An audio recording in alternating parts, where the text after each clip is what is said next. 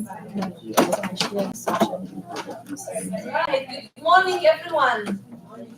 We are so happy to host you here at the Triple IT. I'm in particular very happy because this is kind of a dream come true where we bring the theory to practice together in one room.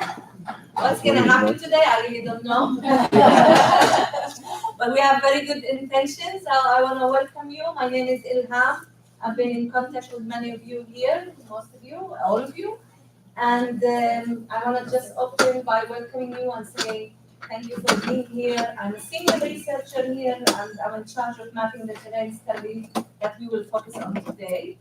We have with us some teachers, we have researchers, and we have some students from our Islamic Studies Institute who have been here for 2 weeks. So what I think we should do is just quickly go around and introduce ourselves, and then Dr. Hisham will do his welcoming, our president will do his welcoming remarks. So, where should we start? Dr. Wang, and we can go first name basis, please. I'm Ilham. Shelley from George Mason University. I'm a professor in multilingual, multicultural education with a specialty in TESOL, teaching English to speakers of other languages. My name is Imrana Hassan. I'm a preschool teacher at Radio University at Adams. Can you all hear Imrana? Louder. Okay. My name is Imrana Hassan. I'm a preschool teacher at Radio House Academy at Adams. And who do you want to introduce? Sure. I'm Nora Pilawi. I'm an assistant professor of education at Hood College and a researcher and curriculum and content developer at Triple IT with the ESOL, multicultural, multilingual education, international education focus as well. And yeah, that's Ilham, the teachers here are not mentioned here in this slide, correct. only the students. Hi, my name is Mariam Sharifian from James Madison University. I'm an assistant professor. I teach early childhood education. My specialty is sports and education, teachers training, and also refugees. Hi, I'm Sarah Gupta. I'm from, used to be George Mason University, but now at Hunter College in New York City. I'm an assistant professor of early childhood special education. I'm Hiba. I'm a Montessori teacher, sometimes elementary, sometimes early childhood, and school director and teacher trainer as well. I'm a doctoral candidate at George Mason University. My specialty is international education psychology. Hi, I'm Juliet Berg. I'm a senior researcher at American Institutes for Research. And my background is I have a PhD in child development, and I do a lot of research around social emotional learning and school climate and other education-related intervention and evaluation research. Hey, Barney, did you wanna? We can, or we can continue and come back. Whatever. Yeah. You guys wanna introduce yourselves? Please. I am Ahmet Yıldız. I am a student of PhD in Islamic Studies. Now I am working in Diyanet Center for America in Lebanon, from Turkey. Merhaba. My name is Hasna, and Dr. Hamza is assistant. And you're a student at George Washington. Senior at George Washington University. My name is Hera. I am a student in the summer program here. I just finished my bachelor's degree in biology. Good morning, everyone. My name is Gail Chan, and I'm from the American Institutes for Research. My background is in behavior and psychology, special education. Thank you for inviting us today, and we're looking forward to hearing about everybody's questions. I'm Mona Shami, and I spent 18 years at the American Institutes for Research, so this is my family. And I'm now at the Kennedy Center, where I am taking what I've learned. AIR, what they don't brag on themselves well enough, and since I'm no longer there, I can. They work at this intersection of research, policy, and practice. So there are multiple projects in any of those areas, and that intersection space exists there. So you'll hear that from my family. I'm now at the Kennedy Center where I'm focusing on arts education as a space of transformation for young people. And happy to be here. I'm David Osher, and I'm happy to be Ruda's sister. Thank Your sister, I can do that.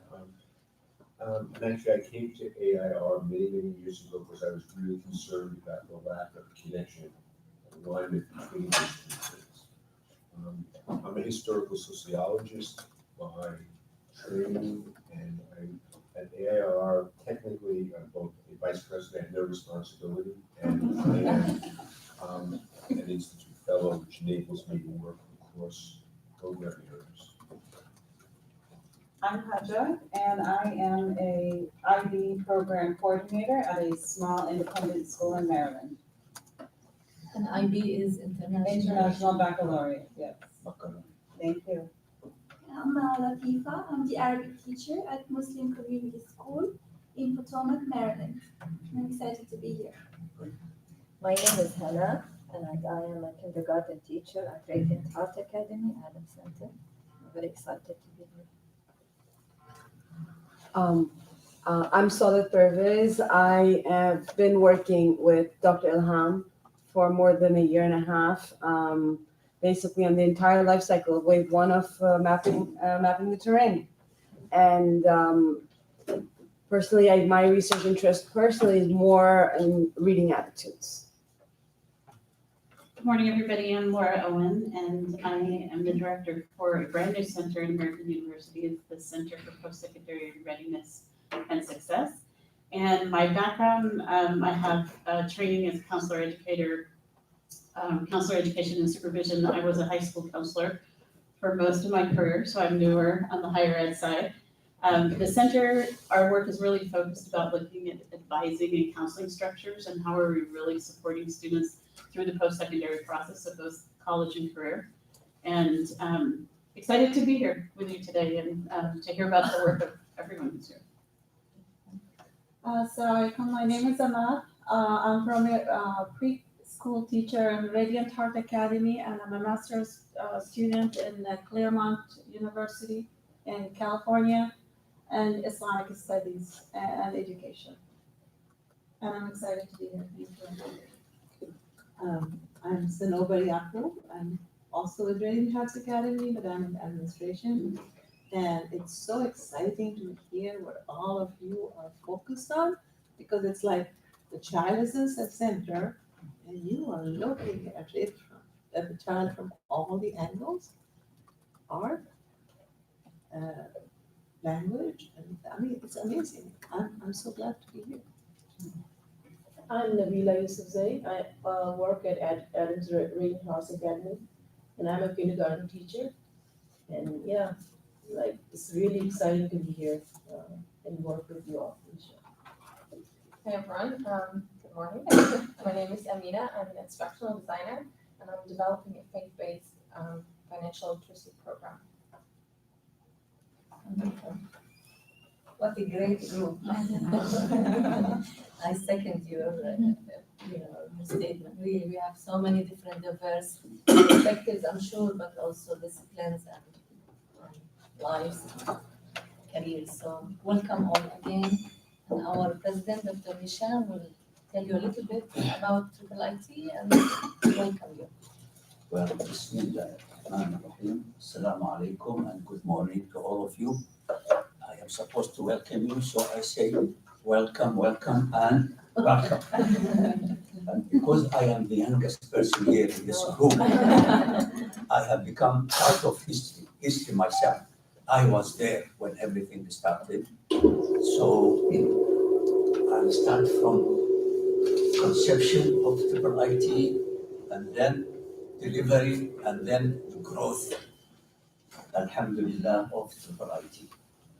The whole thing started, as you know, there is a mother of everything, right? And here we have much more mothers than fathers, which is a great thing, actually. The whole thing started, actually, the mother of Triple IT is the MSA, the Muslim Student Association of the United States and Canada, where many thousands of students are members of this organization in local chapters. Hundreds of universities we have local chapters in the US and Canada. And there, many students come and, associate and work and in activism and advocacy and so on. And among them are the founders of this MSA and then the founders of the Republic. It all started in my home in 1971 at Purdue University, where I was doing my PhD in electrical engineering.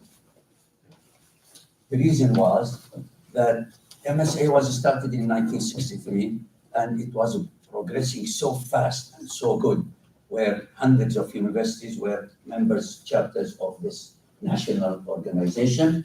So 4 of the founders were sitting down discussing what is the future of this organization in order to be well established and flourish and grow and be part of the American dream and American society, part and parcel, not a foreign object, or necessary and sufficient conditions we identified at that time in 1971 in April in the Easter holiday.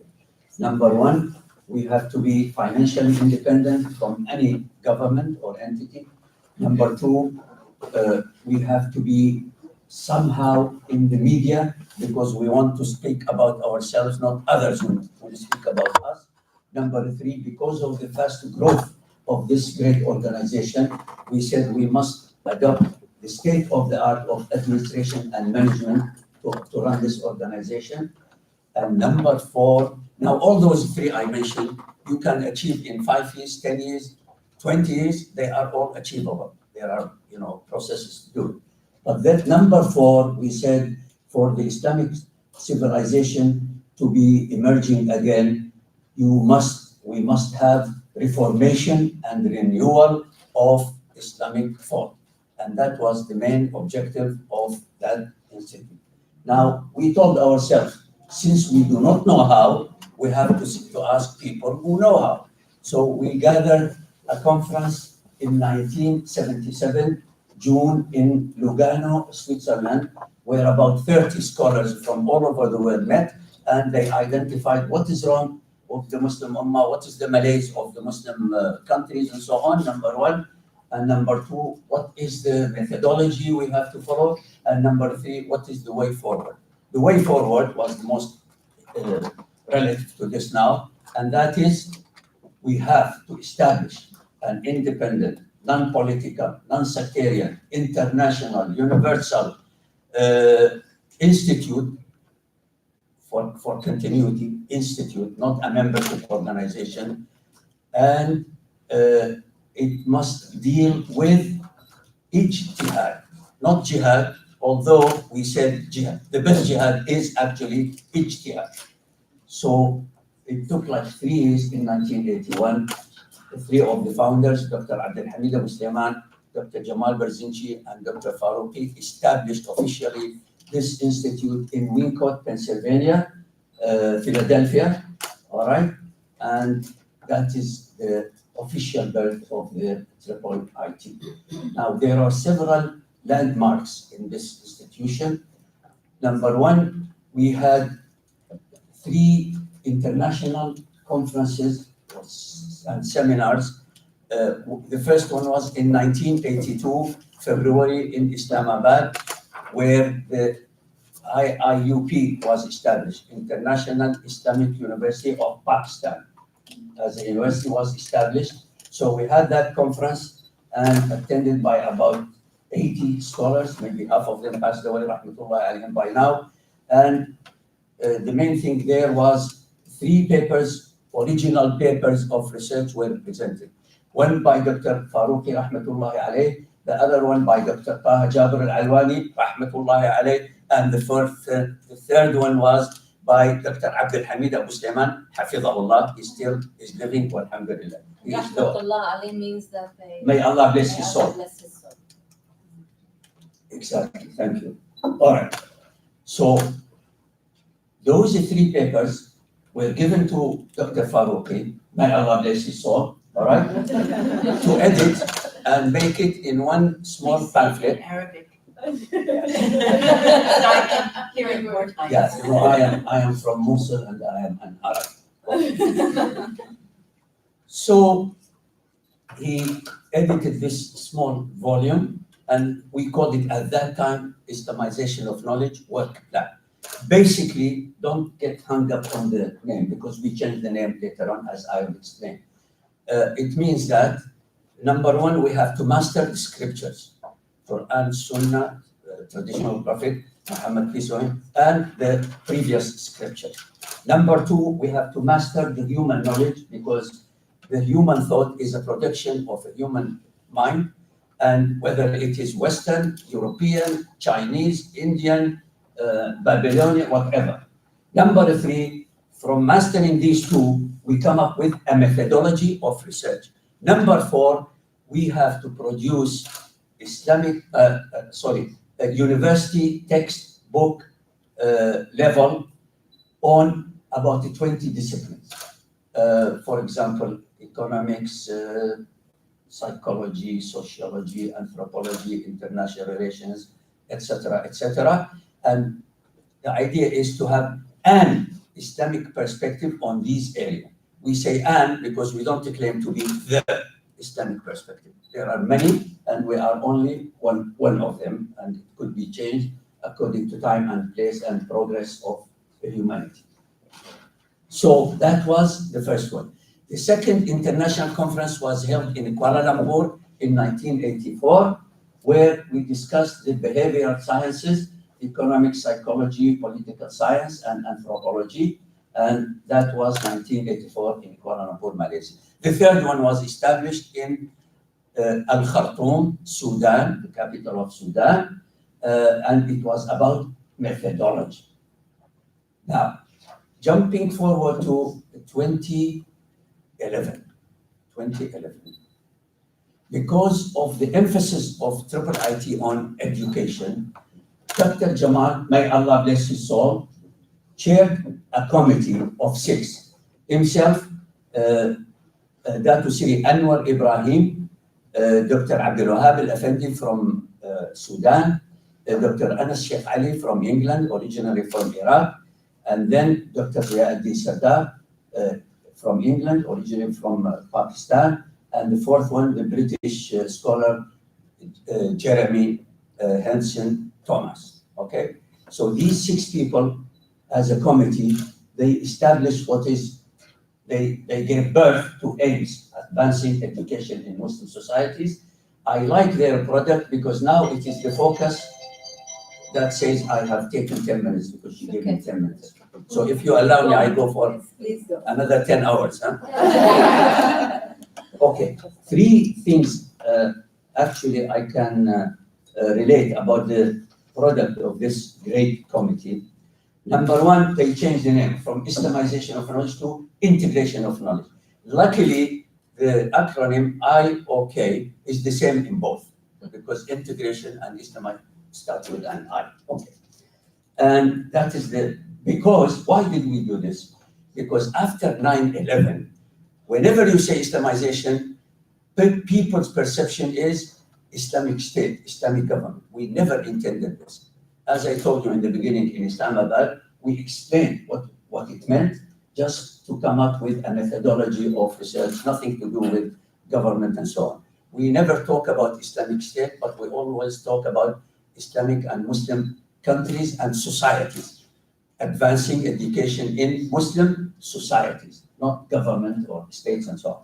So that was number one main thing. The other thing is, they said the most important thing is the first word of revelation in the Quran. What is it? What was it? Iqra. So meaning read, and read. Education, education, and education. And we added an emphasis which is not available normally, but I'm glad many of you here are in children education and so on. So the first education, we mean parenting, which is the first one and the most important one. As you know, all researchers denote to the fact that the most important 5 years in establishing or forming our personality, you, mine, everybody, is the first 5 years, starting with breastfeeding of the love and nurturing of the baby. Okay, so that is the thing. The final thing I will say, with your permission, is that this committee said that in Europe in the 18th and 19th century, they defined the terms and terminology of social sciences and human sciences. We don't like with their definition because it was based on 3 things. Number 1, it was Eurocentral.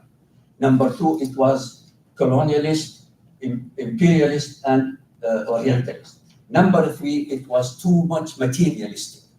So he said we have to go and add many things and consider universal values, universal Quranic values, and so on to this, so that it will be right. So that is where we are now. That's where you are here. AIMS, Advancing Education in Muslim Societies, and Dr. Ilham Nasser will explain. However, you told me in your note I have to say a word about the founders. Okay, should I? Now, Yes. The founders is Ismail Farouqi from Palestine. He was a philosopher. He was educated from his childhood in these French schools in Palestine. So he could, and then in AUB as English, and from the family as in Arabic and so on. So he could master 4 languages and speak and dream in those 4 languages. Arabic, French, English, and German. So that is Ismail Farouqi, a great philosopher, and he was one of the founders, and he was a professor at Temple University, and he was assassinated in 1986 in Ramadan. Number 2, Rahmatullah, may Allah bless his soul. With his wife, by the way, Dr. Lamia Farouqi, and I really want to, ask you to read his final book, Atlas of Cultural Civilization, Islamic Cultural Civilization. It's a great. He and his wife, always people forget his wife, but they are both a co-author. And this book actually came by Macmillan after their death. Okay, number 2, Dr. Abdul Hamid Abu Sulaiman.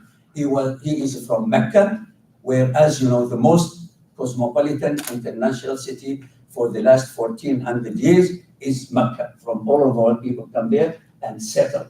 So he was exposed to all cultures of the world in that Mecca, and his education, he finished high school in Mecca, but because in Saudi Arabia at that time there was no university, so he had to go to Cairo to be in business administration and economics, and finally he got his PhD from University of Pennsylvania in Philadelphia. So that is the second founder.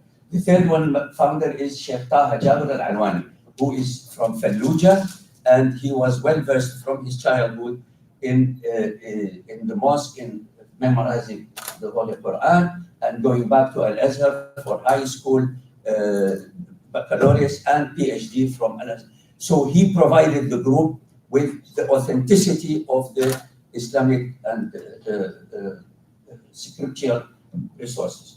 Number 4, Dr. Jamal Barzanji. So I said Farouqi from Palestine, and Taha Abdul Hamid from Makkah, Taha Jabir from Fallujah in Iraq. Jamal Barzanji is actually a Kurd, okay, but born in Mosul. He knows more Arabic than all of us together. In fact, he does not know Kurdish. Okay, so he was my colleague for 60 years, alhamdulillah, together like this, like a shadow to each other, and he passed away here and buried here in Virginia in 2015 September. The fifth one now, we have Dr. Ahmed Tutunji, who is actually from Erbil. He is actually a Turk. So we have an Arab, a Kurd, and a Turk, and Palestinian, and he is a petroleum engineer from Birmingham University and Penn State University here in Pennsylvania. He was the main founder of the MSA of the US and Canada in 1963, an engineer. Then The last one, I guess, is your truly Hisham Talib, an electrical engineer, baccalaureate from Liverpool University, master and PhD from Purdue University, and finally, those three giants of social sciences and philosophy and Islamic studies and so on were managed by three engineers. That's how they were productive. Because you have giants, individuals, but not as a team. The three engineers made them as a productive team and fruitful, and you see already 800 titles have been produced by this organization, and the most important one is AIMS, inshallah. Wassalamu alaikum wa rahmatullahi wa barakatuh.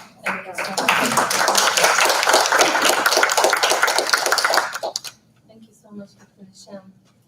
We're live streaming, so if you haven't said anything about it and you agree to this, please just let Salwa know, and Adam is here, they're both handling that. And then I will briefly just give you an idea of what AIMS is. Your program is in your folders, and our teachers, you have your program from yesterday, I hope. If you don't, we might have extra copies here. And we will, once I give you just a very brief overview of AIMS and what Dr. Hisham just talked about, we will move into the research presentations and try to keep the flow going based on what you have in the program. And I will make mine brief so we can catch up in terms of time, but we'll get back to this later on when I present our study mapping the terrain, which is part of this AIM Advancing Education Society. Does anyone have any question, anything for Dr. Hisham on the organization before we move on? I have one question. Just Sister Sanogo. My question is, Dr. Hisham, you said originally you sat down and you had The four criteria. the criteria. How far do you feel you achieved there? Wow, that's a good question. Good news. First, for the financial independence, okay, we achieved it, and more than that. You see, many people think that civilizations are built by governments and states and so on. It's not true. That most are built by, private entities. They call them, charitable organizations, okay, philanthropy, etc. Same thing, the Islamic civilization was built on so-called waqf, which is in American terminology, trust. You have trust foundations that actually go and do the real education and building of civilization. So we have done that. We have made a certain charitable foundation for our work, and Allah subhanahu wa ta'ala blessed it. Yeah. And for the other things, which is, the media and the state of the art of management and organization, we have gone a long way, and there are many PhDs and so on and practitioners, and you are one of the, outcome of this. For the last thing, now we have AIMS, and you can see for yourself what we are actually achieving, and with your help, we will advance more and more and focus more. I think Ilham will say it, but even then, it is worth repeating. Most of the literature in Muslim countries and societies and, institutions are based on intellectual scholarship, theoretical. So this new dimension they are adding, which is, field research, statistics, data-based, evidence-based, with schools, with teachers, and including parents as well. So I hope I answered. Now, since you have no more questions, if you excuse me, I have many other things to do on these 4 points. So glad to have you. I'm really pleased to see all these beautiful faces. May Allah bless you all. Assalamu alaikum. And Dr. Ahmed Alwani, our Vice President, we need you to present yourself. Present myself? Yeah. You already presented me. We did the presentation, all of us, but now it's you. It's, He is the brain behind AIMS, so we have to. or so Dr. Ilham claims. Ahmed Alwani, I've been with IIIT for the last couple of years. We've been working on advancing education in Muslim societies for the last couple of years with the help of Dr. Ilham and others. And what else do you want me to say? That's good enough? Can I ask a question? Sure. How many countries? How many countries? Muslim, you said Muslim societies, so how many? So far, I think Dr. Ilham will touch upon this, but it's where the IIIT has presence or has offices mainly.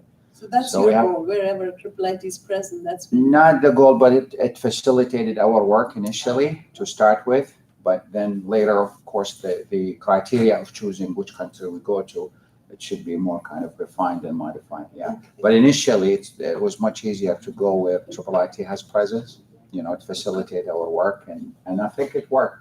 But this is going to be part of It will be. the Yes, program. and I'll answer that question Sure. also again, add some more. Did I Thank take you, you? thank you, Dr. Ria. Thank you. All right, so I'm not gonna go into the background. I think we get a very nice, share? brief introduction to IIIT.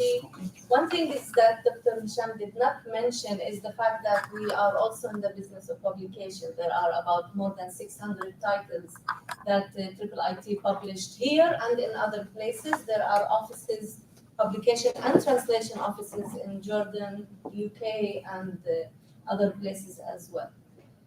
Partnerships also. And partnership, correct.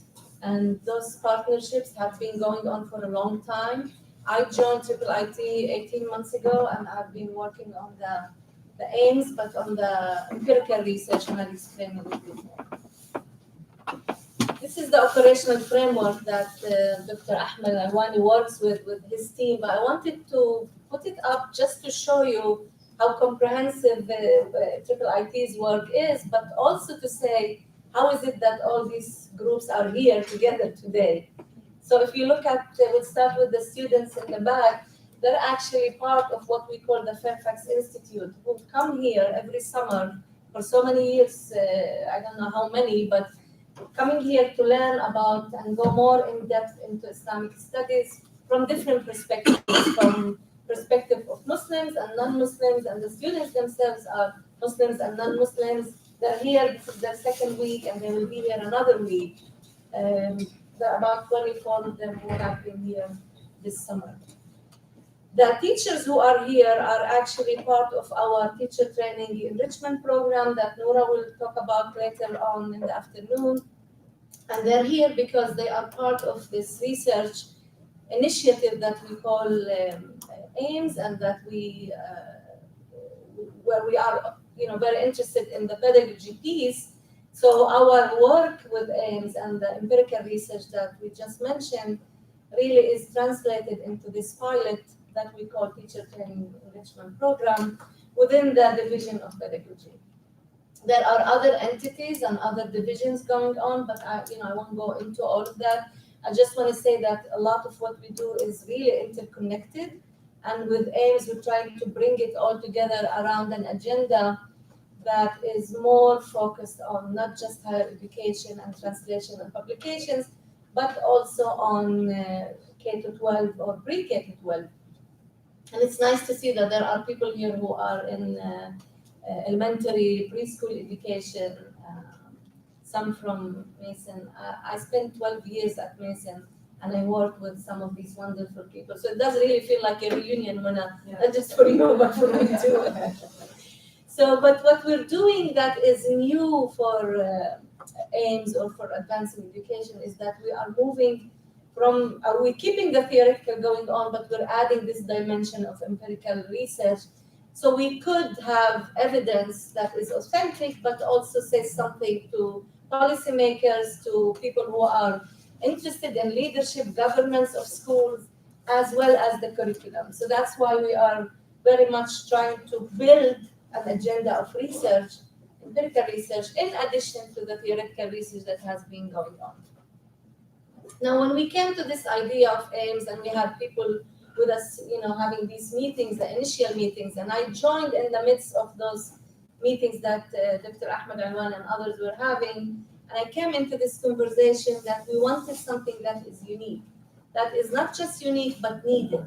So we know that there is a lot of research going on and money put into, through UN agencies, international organizations, into what we call the first and second spaces. Meaning that in the first space, most programs are focused on education for employability. And that's important, that's very critical, of course, for so many of the countries we work with. The second space really focuses on the citizenship education and education for good democracy, education for human rights, education for civil societies and so forth, civil education and so forth. What we wanted to do is to take it to the next level, but to the next area and space that is very important for IIIT, which is the spiritual, religious space where we can actually talk about topics like socio-emotional, moral, religious well-being and growth and the human development trajectory is as important for us as well. And that's why we're all here, because many of you, the scholars who are here, have been working in this space that we call the third space, okay? And that's when we were looking for people who would actually enrich our agenda. We really wanted to include as many as possible who are working within these spaces. Again, that does not mean that education for employability, education for citizenship are not important, but we wanted our uniqueness to be situated in that space. We wanted to have this day with us today. Actually, in the past, there was a Scholars Institute that was going on, and it had a different theme and different focus, but it was always within the Islamic studies arena that scholars will come here, present their research, and then there will be some kind of follow-up, either in a report or books, or, and there are several ideas that come out of our gathering today.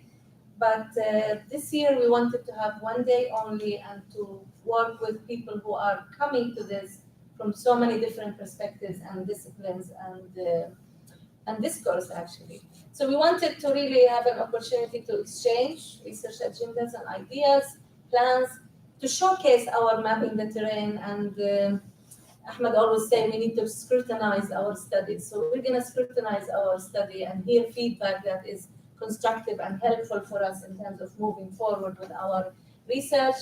We also wanted the teachers and the researchers to come together, which I think is a wonderful opportunity to bridge between theory to practice. And we wanted to explore further ideas for collaboration with all of you. So these are kind of, the big picture of where we are and why we're here. And I will end it with an animated short video if Adam here or Salwa can click on the link. This is we just finished it, and so it's gonna give you an idea of how it all comes together for your own enjoyment, I hope.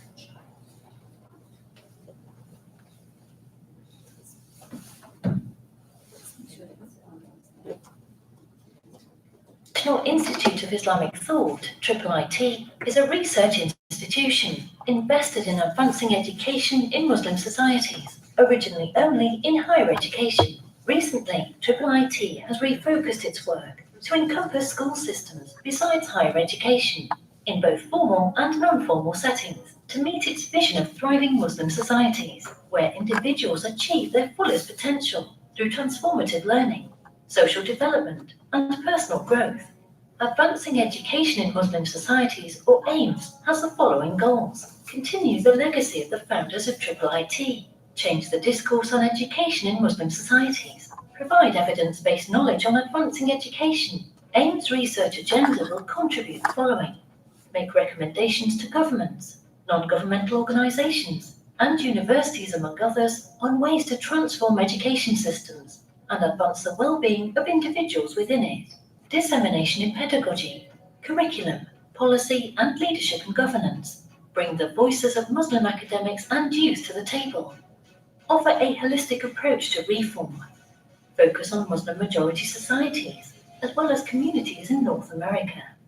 Mapping the Terrain is a project undertaken by the International Institute of Islamic Thought that will support the success of AIMS. Mapping the Terrain study contributes new empirical knowledge, provides recommendations, and proposes measurable methods to advance education in Muslim-majority societies.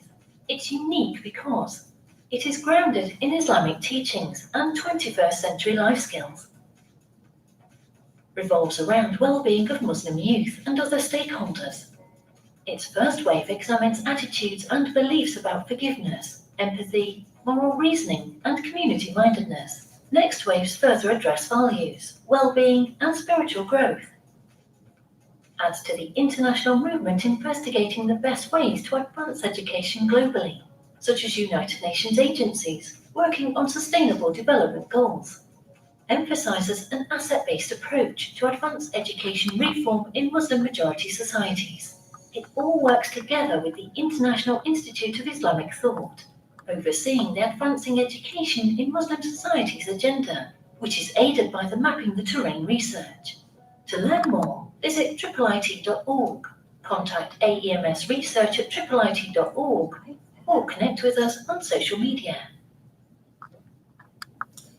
Our team wanted a British accent. I really don't know why. I didn't vote for that. So this is actually fresh. We just got the last version yesterday. It gives you an idea in a way how does it all come together from what Dr. Hisham just presented to us to where we are. And I will, when I present our research, I will talk about mapping the Terrain study and some of our results we already have. Do people have questions before we move on, or are we okay to transition? Good. All right. Okay, so David, you're on. I think I'm gonna go over there. Yes, perfect. And we have this picture if it's easier, or you can just do it on the computer. Oh, I can just do it from here? Yeah, if you want to, whatever. Actually, I think I'll. Okay. I'll be over there. Let me see.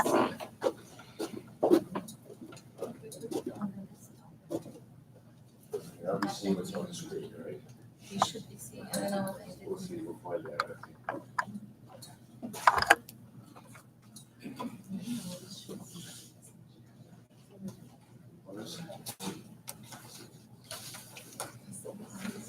Album.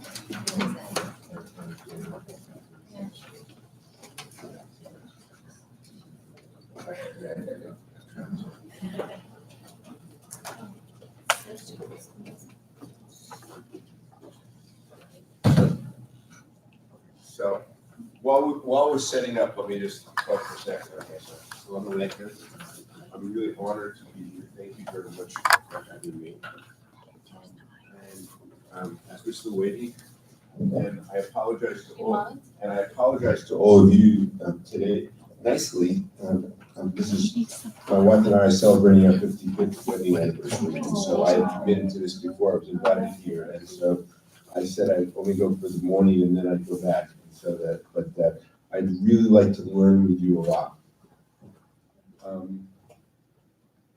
I'd also say that in developing the PowerPoint in this short presentation, what I decided to do was not speak to each piece that is in the model. I think the model is very resonant and works, but to really have you think about how work that I've been doing and actually work I've been doing with Juliet and the whole set of people really are consistent, aligned with, and affirm what's here.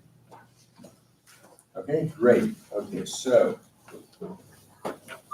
let's see if I can do many things simultaneously. And we'll help you if you need anything, let us know. Oh, no, it's okay. I think I want some, it's not that I want control, but because of the fact that I just put this together, I want to make sure I actually know what's coming up next. All right, so let's just try this. Here we go. Okay, so Actually, Richard, so what I want to do is draw on work that with Juliet and colleagues in a whole set of places we had the good fortune and privilege to do over the past few years, where we had an opportunity to try to systematically read across many, many sciences and disciplines and have vetting from people in many, many sciences and disciplines. And we found to find out where knowledge converged. And we actually found much more convergence than I would have thought about regarding learning and development. I want to be clear that it's only the beginning because it really privileged certain types of information, privileged empirical information that was synthesized. It tends to largely come from the global north. I've over the past year been speaking to colleagues and scholars in the global south, and I think this is very resonant in lots of different ways. But this is the beginning, but I think the level of convergence that we saw is very, very consistent. And I say one more thing is that I've had the good fortune, because I'm about the oldest person in the group as well. Now I probably am the oldest, okay? And I've worked in about 30, 40 different countries. And while predominantly in the US, the issues we're talking about are resonant in each of those places in culturally and historically specific manners. Okay, so with that, let us begin. So first I want to contextualize well-being, social emotional learning that Juliet will talk about.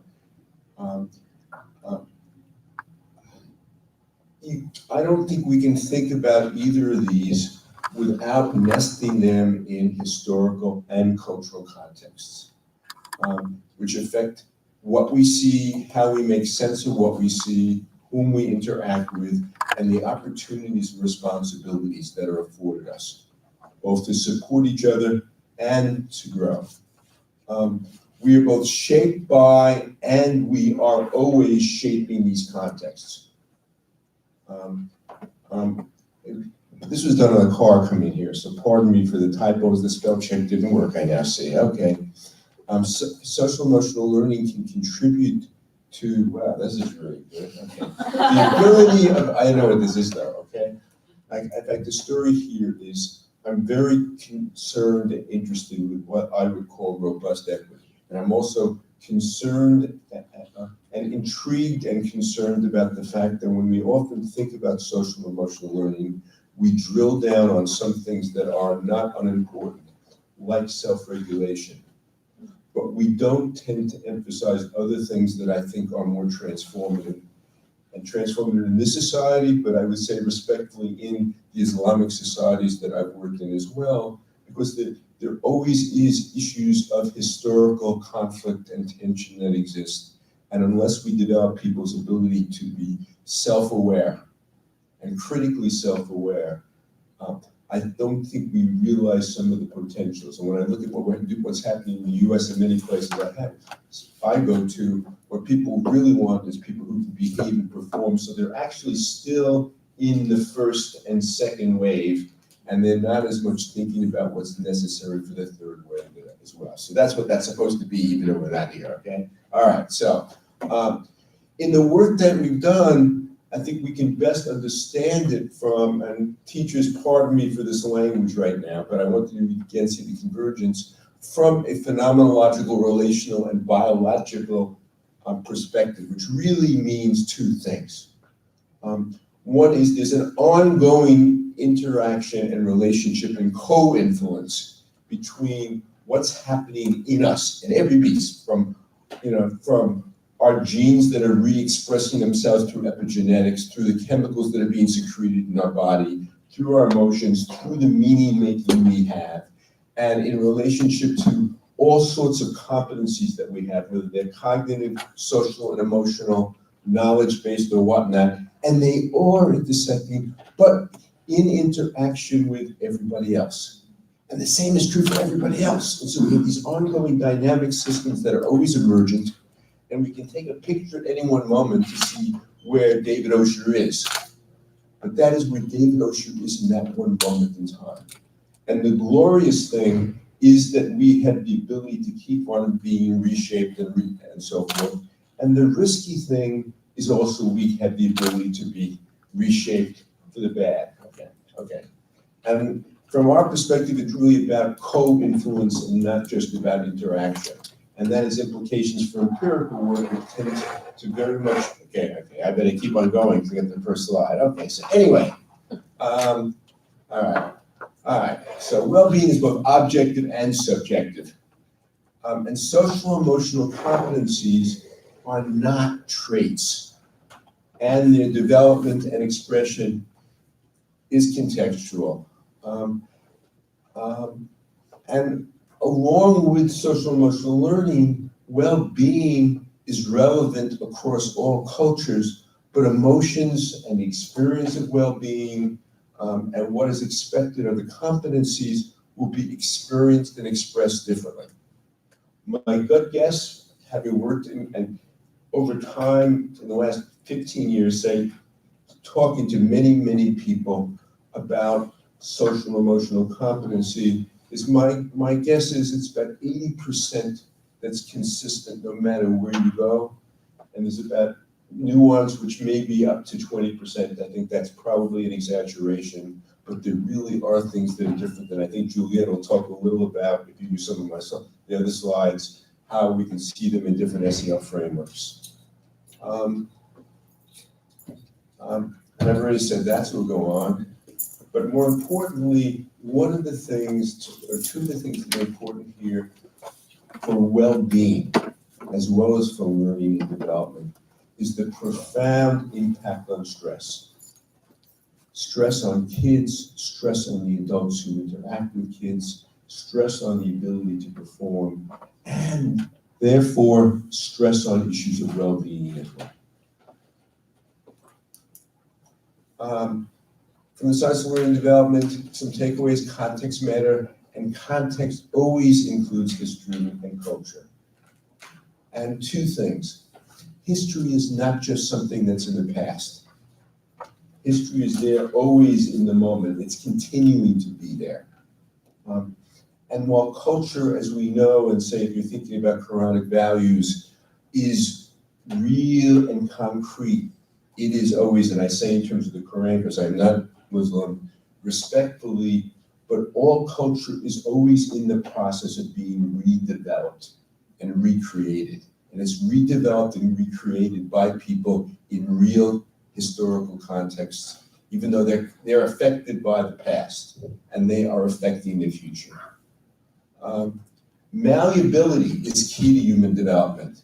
And before I said neuroplasticity, that's at our brain wiring. What's more important is we also have the ability to keep on learning. And we can change. We don't just change individually, we change collectively, but there's a lot of potential for the good, and again, always for the bad. Resilience and thriving is important. Which I think here, in terms of the science of learning and development, is we now know a lot more about the fact that as horrific as types of toxic stress are, the body and mind actually have the ability to heal. But that requires being in the right nurturing circumstances for that healing to happen. But it becomes possible not just to thinking about resilience, it actually is possible to thinking about thriving, which means then we can talk about well-being, not just in terms of a psychological state, but even a social, emotional, physical state. Epigenetics trump genetics. Motivation, identity formation, agency, and meaning-making drive and moderate change and development. And your different mediators and moderators that you talk about, I could have added, but because they do fit. And they are very consistent with what we've seen. Social and emotional conditions for learning, development, and well-being, moderate learning and development, and moderate and mediate well-being. If I have time, I'll elaborate a little of those. Okay, and we've heard about that, so we're going to go here. All right. I'm going to skip this, but the main thing is a key. I shouldn't skip it. The key to resilience and thriving are adaptable, caring, and supportive relationships, and for young people with adults, at the home, in the school. But this 75-year-old guy would tell you it continues. And with the literature on resilience is clear as well. We know how important support is. And I think what's important is support doesn't just come from good people. You know, one of the first Islamic teachers I ever met, and she ran a Sister Clara Muhammad school in Boston, was Sister Salwa Abdullah. This is in late 70s, early 80s. And one of her colleagues referred to her as being righteously intelligent. And she really was righteously intelligent and wonderful. But her capacity, I think, to do what she did was not just a product of righteous intelligence. You have to be in the right circumstances that give you the capacity to execute and operationalize and be righteously intelligent. Resilience and well-being require a sense of mastery over one's life circumstances. They can be hard, but you have to have a sense that you can do something. It does require strong executive and functions and self-regulatory skill, but it also benefits from the affirming faith in culture and spirituality, and in being in safe and supportive learning environments. Context, as I said, matters. Not only is relational, well, I should say, context matters, but the most important part, I have 3 minutes left, this is what. Okay. I'm giving you 5. All right, 5 minutes, okay, I'll take 5. 3 is good. Right. No, 5. Right. More generous. All right, okay, so anyway. Good timing, though. While context as a whole matters, the most important part of context is the human relationship. And the experiences we have and how we process them, and we process them individually and collectively, drive growth and change. Now, I think the main thing is, while adversity can compromise human development, I'm going to go down to the second set of pieces here. Margaret Beale Spencer talks about net adversity, which is the difference between the adversity could experience and how it can be averted. And I think that's really important. And if we look at studies of people in real harsh circumstances, what we can see is resilience. And if we dig into it, we see that the resilience is not just something that comes from them. There's a piece of it that comes from them. It comes from the ability, the good fortune of being surrounded by people who can buffer what's happening. But that means that they have to have the good fortune to be enabled by situations to do that buffering. Because if the mom is super stressed, the mom's not going to be able to do what she needs to do, even though biology really tries to drive it. And so I think part of the issue in terms of creating the conditions for well-being is how do we, in social, emotional, and cultural terms, but also in structural terms, and how we build environments and support social environments, create the conditions where people can support each other's well-being.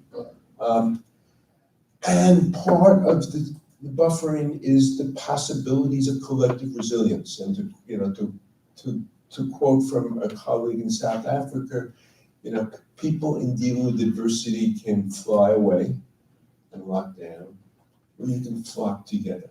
And how do we create the conditions where people flock together? And, within many religious traditions, certainly within the Islamic tradition, in many, many countries, we know those places where people really did that type of flocking and how important it is. All right. I think I just ended with the following, okay? I mean, there's a lot more, and you should read the stuff, and there's a lot, and you're going to hear it from Juliet anyway, okay? So here are 2 chemicals, okay? And on the one hand, on the right, we have cortisol, and as you probably know, cortisol ends up being what we secrete in stressful situations. And it does all sorts of nasty things. It does nasty things in terms of our health. It does nasty things in terms of our mental well-being. It does nasty things in terms of our ability to learn.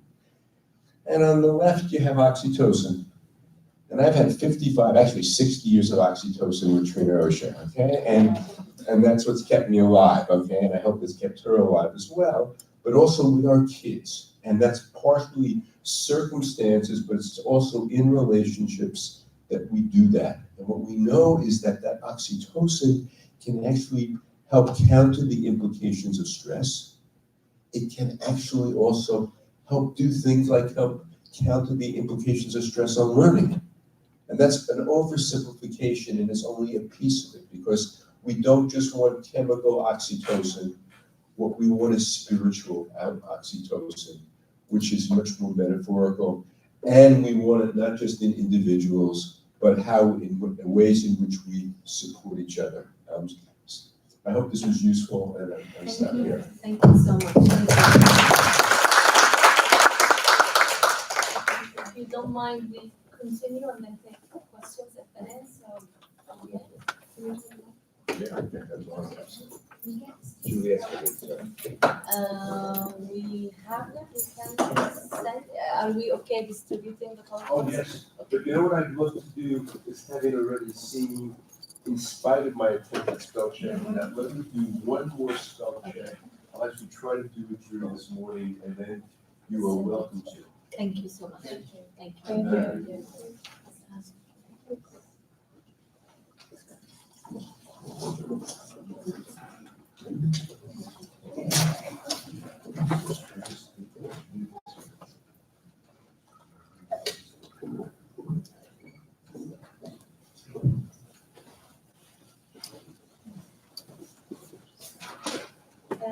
Hi again, everyone. Thank you so much for having me. I'm excited to be here.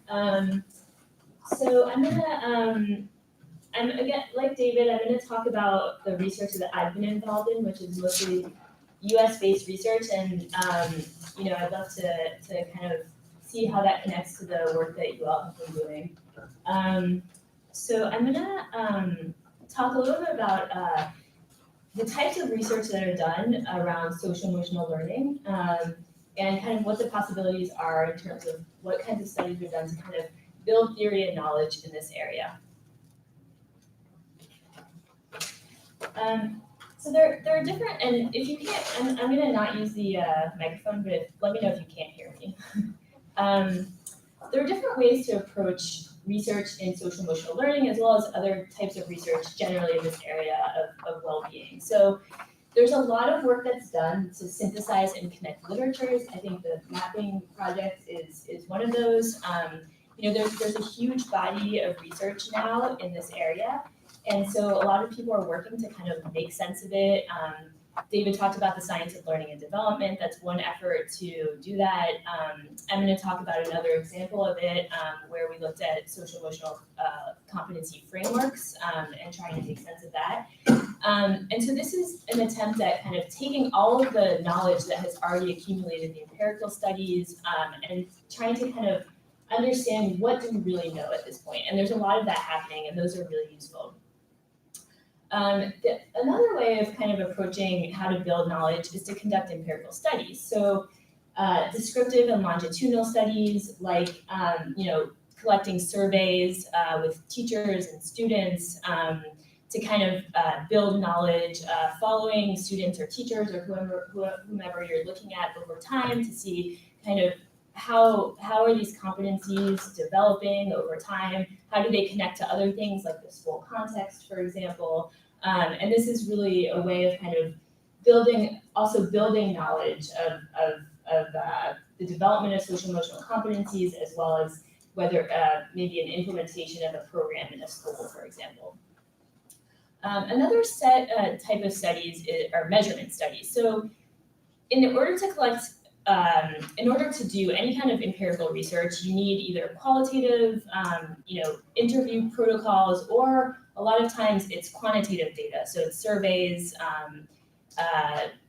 assessments that are done with students and teachers, and it's really important to have these surveys and assessments be culturally valid. And so at this point, there are a lot of measures out there that are able to collect information about self-regulation, social competence, all of the competencies that spirituality, all of these things that we want to be able to get more information about. And a lot of the measures have been used cross-culturally in a lot of different places. They've been translated in a valid way. but a lot of them haven't. And so anytime that you want to collect this kind of data, you really want to make sure that they are culturally valid. So there are a lot of studies out there that take a measure and try and understand whether it works in a particular culture or country or society that you're working in. So that's another set of studies that I'm not going to talk about today, but happy to answer any questions about. A lot of researchers also do implementation evaluation. And this might be in line with the action research that some of you are doing. So you want to implement some kind of an intervention or a program in your classroom or in your school, and you want to kind of understand, how is this working? Am I able to implement this? Is it making changes? Or how are teachers reacting to it? How are principals reacting to it? How are students reacting to it? So you collect a bunch of qualitative and quantitative information. You get you get the perspective of different players, and you understand, can we really do this in this school? So that's when you're trying to kind of develop a new program or practice, or you're implementing an already established one that is, you're implementing it in a new setting and you want to see if it works in that setting. So the other kind of evaluation research is impact evaluation. So you now have a program or practice that you think is ready to be kind of like tested for effectiveness. So it's already developed and you want to know, does this have an effect on my students? And there are different ways of doing this. You can just look at outcomes. What's considered the most rigorous would be a randomized control trial, where you randomly assign students for teachers or schools or whomever is your unit of analysis, and you compare the students who got the program, the students who didn't get the program, to see whether this really has an impact on the outcomes that you're looking at. And I can give you a couple of examples of those if I have time at the end, but I'm also, again, happy to answer questions. So I'm going to give one example of a study that David and I worked on, where we attempted to kind of make sense of already existing literature to kind of make sense of what the field is saying about this. So we conducted a scan of social-emotional competency frameworks. And this is really, I think, in line with the mapping that you all are doing. And so I think this has a lot of relevance for that. So I want to kind of put in a disclaimer that this was, so what we did was we scanned the literature for social-emotional competency frameworks, or frameworks that describe and kind of organize the different competencies that one might think young people need to thrive. And there are many, many frameworks out there. So in our scan, we found 136 frameworks. So there's a lot out there. And I just want to say that we focus on kind of Western society, so OECD countries and English language resources. So this certainly does not encompass all of the frameworks that are out there. And I think, for example, the mapping that you all have done would be one of these frameworks. And it's super interesting. I'd love to kind of talk with you more about it. We say inshallah in Arabic. It will be. Oh, yeah, yeah. And so, so there are a lot of frameworks out there, and it's really confusing because, teachers, researchers, a lot of people want to use a framework in order to know, what should I be focusing on with my students? What are the competencies that I want to really be emphasizing, promoting in my students? Researchers use it as a basis for kind of, what should I be measuring when I'm looking at my outcomes? And so frameworks are really important. We wanted to, and in education, there's certain frameworks that are often used. So for example, this is a framework from the Collaborative Academics, the Collaborative Social-Emotional Learning, and it's a really widely used framework, particularly in the US, but also internationally. So you can see there are 5 core competencies that they have in their frameworks: self-management, self-awareness, responsible decision-making, relationship skills, and social awareness. And this is a really predominant framework, but there are so many others. And we wanted to kind of look more broadly, not just in education, but we looked in juvenile justice, foster care, frameworks that were developed for children with autism. We really tried to be broad in our search so that we can really identify what are the competencies that are contributing to healthy development. We had a special focus on adolescents, on frameworks that speak to culture and trauma, and like I said, special populations and systems of care like juvenile justice and students with learning disabilities. So I'm not going to go into the kind of specifics about the methodology, but I welcome you to look at the full report, which I think I have linked here, and I'll come back to that page. So you can go, it's on the internet, and you can go and look at it if you'd like. So this is another example of a framework. This is the Building Blocks for Learning framework, and you'll see this is a little bit different in that it's sequential. So you've got the kind of basic competencies, and then it kind of gets more complex as you move up in the blocks. So for example, attachment, stress management, self-regulation are kind of like the foundational competencies, and then they get more and more complex as you go up. So this is just another example developed by Turnaround for Children. So what did we learn when we did this scan? We learned a lot of different things, but I wanted to just highlight a few things. So we learned that across frameworks, there's actually a lot of overlap in what is being highlighted as the competencies that contribute to healthy development, right? But they differ in kind of their specificity and what their meaning is in different contexts. So when you think about the competencies that young people might need who have been through the juvenile justice system, for example, those competencies aren't necessarily different than the general kind of students who the general population, but they take on a different meaning. And there might be some competencies that might serve those students more than others, right? So, for example, competencies that we found in frameworks that spoke to youth-serving systems and services, such as pro-sociality, integration with the community, independence, and community participation. These aren't so different than, for example, social competence, which we see across a lot of different frameworks.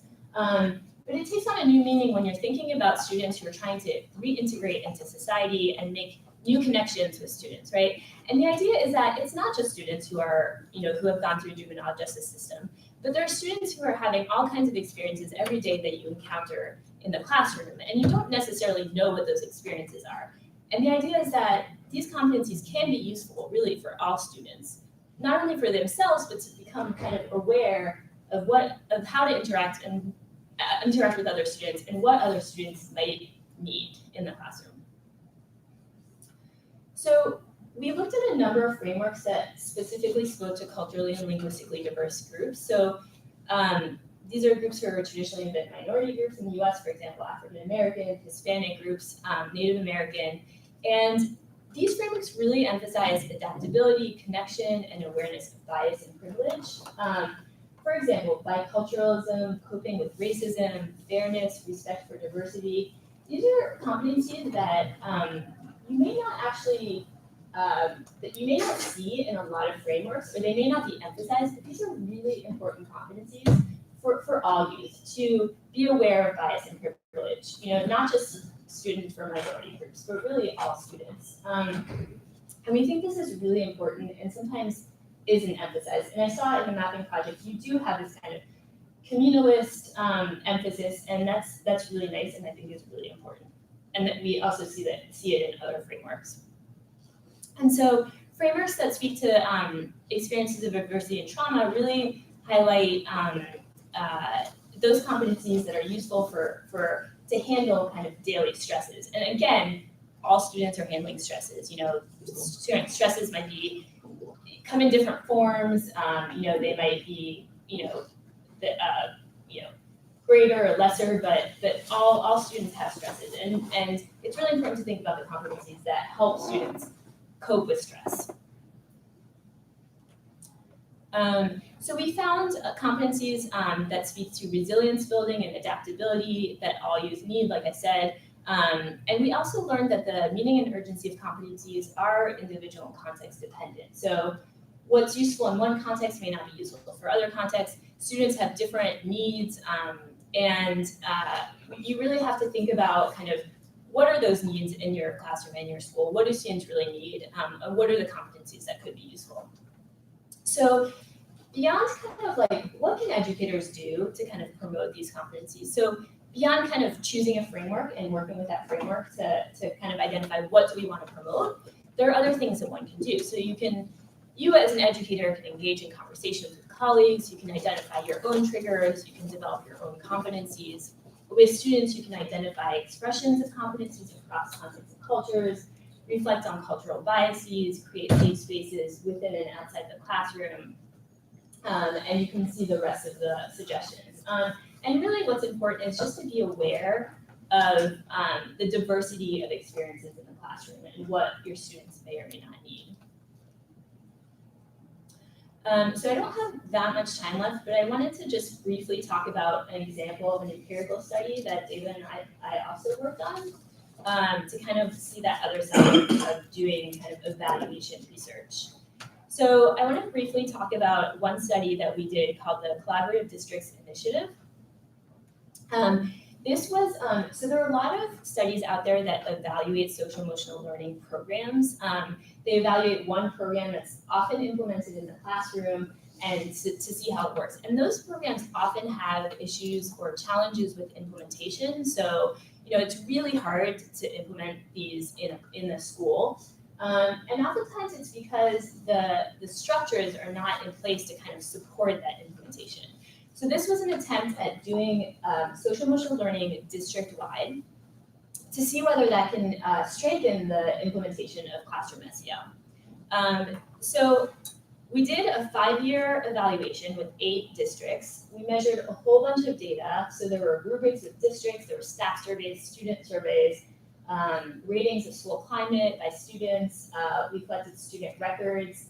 And we tried to kind of make sense of all of this. And we used an analytic technique called interrupted time series, which basically looks at your outcomes over time, and you look at what was happening before this was implemented, and then what's happening after. And does the shape of the progression of that outcome change before and after?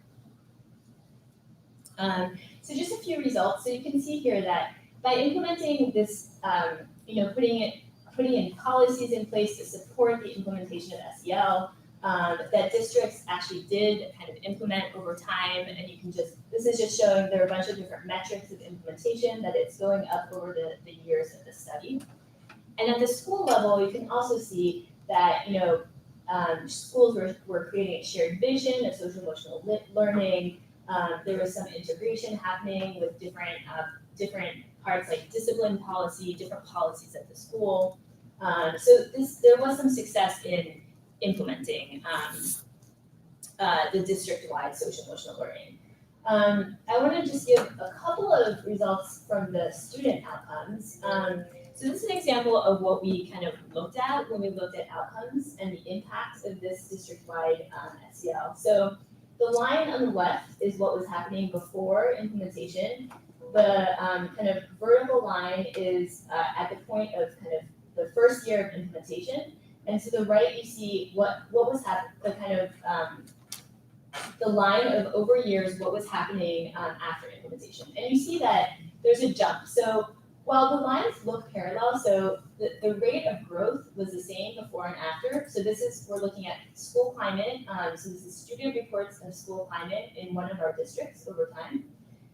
While the lines the rate of growth is the same. You see a jump at the time of implementation. So it looks like when this was introduced into the schools, it really helped to kind of boost school climate. And then the rate of kind of progress was the same over time. But you see kind of different patterns. So in Cleveland, this is a measure of school climate as well, student support. And you see that this intervention helped to increase the rate of improvement of school climate over time once it was introduced. So that's just sort of an example of results. I'm not going to go into this too much, but there was a lot of variation. You know, this is 8 districts, a lot of schools, a lot of grade levels of students. But we did find outcomes. We did find impacts on student outcomes. The average effect size was the strongest in the younger kids in grade 3 and was weaker in grade 7 and 10, which may not surprise you. Just an indication that kind of if you address things earlier on, it's always helpful. And then I'm going to skip this slide, but basically there were effects on academic performance.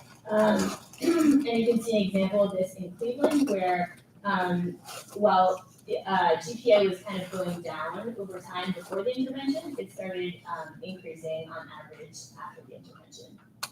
And same thing, we have effects on attendance and suspensions. So this is an example of attendance in Anchorage, for example. So in this study, one of the things I just wanted to point out is that we really need to better understand variation in implementation. So there was a lot of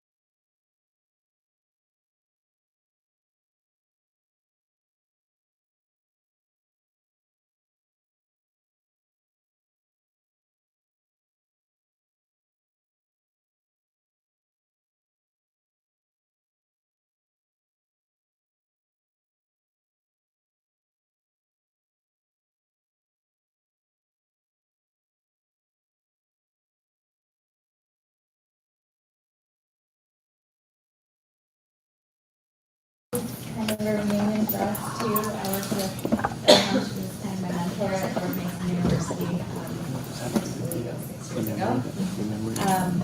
So I'm gonna talk a little bit about a study that I've been trying to get off the ground. But before I do that, I also want to give you a little bit of background about my personal experience. So I began my journey as an early childhood teacher almost 20 years ago. And I was in my first teaching position at a laboratory school. And it was a great place to learn how to teach. We used a project approach. We had really culturally diverse student body. It was a university laboratory school, so we had just, it was a great place for learning. One of the things we didn't do at that school was we did not practice inclusion. And so I don't know, by show of hands, how many of you are familiar with the idea of inclusion? So I studied preschool inclusion. And as you know, for those of you who are familiar with it, it's supported by the law, but it's also a philosophy and approach to how we welcome each and every child. And so we are, you move over? Okay. Good. So this was something I was studying in my first teaching experience. And we had a child in our classroom. We didn't quite know what was going on, but I knew enough about development that I knew something was up. And so we tried to talk to the family. The family wasn't really interested in referring the child. My co-teacher did not have a background in early childhood special education, and so she was very fearful of what was ahead because she didn't know. She thought, I don't have the background, I don't have the training, I don't think I can support this child's success. So we went to our director, and he was very supportive. And the director's approach was primarily to support us, and what she told the family was, if you don't get the child referred, then you can leave our school. And so that was my first experience with preschool expulsion. If you think about it, this is a 3-year-old child, and our role as educators is really to understand that there is individual variance in young children, and how do we support that? And even though she was very supportive of us, I just I remember just thinking, like, what just happened in this parent-teacher conference that we allowed this child to leave and weren't able to figure out how to build support? The school at that time wasn't set up for that. But that is kind of the driving experience for my whole career. And so I've worked as a teacher in inclusive and regular preschools. And I've also tried to work at each level of the system to try to understand what we can do as a collective to really figure out how to support the child and the family. And so that's kind of my background and where I'm coming from. Now, so I'll give you a little bit of. So that's kind of the background for what I'm interested in. So preschool inclusion is really interesting because there has been very little progress about it. But my understanding of when I think about the classroom setting, and we've been talking a lot about how we as teachers and as a school and as a climate, as a community support the success of the child, is that there is this element of responsive caregiving that we're providing in the classroom setting to both the child and the family. And we know from the research on parental caregiving that the well-being of parents really influences the caregiving practices, right? So maternal well-being, maternal depression, for example, is associated with the quality of care that they provide. And several of our presenters mentioned that. We don't know a lot about that in early intervention and early childhood special education setting. We suspect it, and there is research that's emerging that's showing that, number one, preschool teachers are depressed, they are stressed, and there is some sort of a relationship between that and the challenging behaviors that children are expressing in the classroom setting. Like I said, some of this research has been conducted in Head Start classrooms. We're not really having this conversation in early childhood special education at all, and it's really concerning to me because I'm kind of thinking again, if I'm not able to provide that caregiving support to children who really need it in that setting, then how can we expect them to succeed socially and emotionally? So just to give you a little bit more context about early childhood inclusion, not a lot of progress has been made. Over the past 20 years, inclusion has only improved maybe 5%, actually just about 6%. And there are a lot of challenges and barriers related to that. A lot of that has to do with the attitudes, kind of the example that I was talking about with my co-teacher. Some people suggest that that's because of a lack of training. Others is suggesting that they believe that the system itself is not equipped to be able to support the teachers and then also the children to be able to carry that out. And so my big question that, and having worked with teachers across various institutions, higher education, coaching Head Start teachers in Baltimore